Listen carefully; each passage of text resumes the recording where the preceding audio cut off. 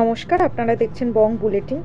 গত 12ই ডিসেম্বর বিকেল 5:30টায় এসএইচএসটি দ্বারা পরিচালিত গণপরিবহনের গণকনভেনশন ট্রামলাইন পত্রিকাকে প্রকাশ করার জন্য সাংস্কৃতিক অনুষ্ঠান সন্ধ্যা আয়োজিত হয়েছিল হাতিবাগানের বয়েজ ওন লাইব্রেরি হলে।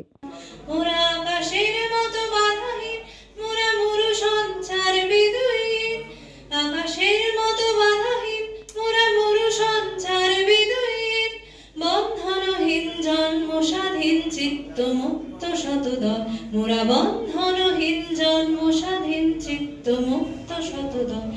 সেভেজ ট্রাম বিষয়টিকে কেন্দ্র করে বক্তব্য রেখেছিলেন গণ্যমান্যরা।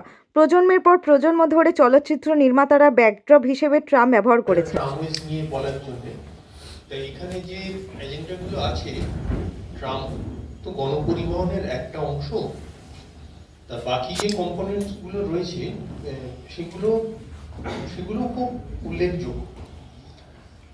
এর মধ্যে প্রথমেই আমি বলছি যে পেডেস্ট্রিয়ানস এবং সাইক্লিস্ট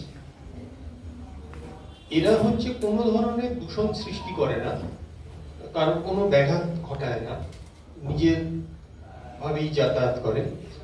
এবং এই দুটো সেক্টর আমাদের কলকাতা শহরে সবচেয়ে বেশি নেগলেক্ট। ট্রাম তো পরের কথা, কারণ ট্রামে তো টুকু এনার্জি লাগে, অন্য ইনভেস্টমেন্টের ব্যাপার আছে ইত্যাদি।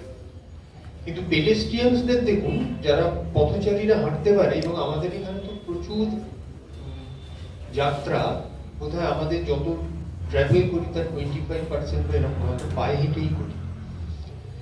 বেশি পথচারীরা এখানে সব থেকে নেগলেক্টেড, এবং তাদের যে এই রাইটস এর কথা বলা হয়েছে, শুধু হকারদের কথা বললেই তো হবে না, তাদের তাও যেমন।